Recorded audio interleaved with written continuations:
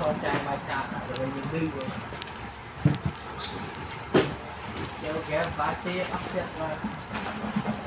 yêu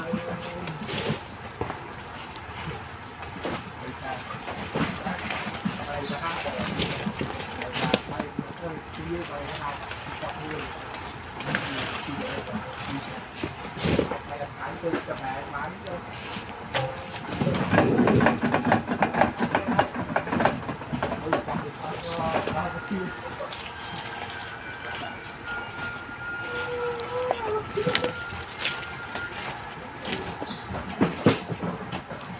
ấy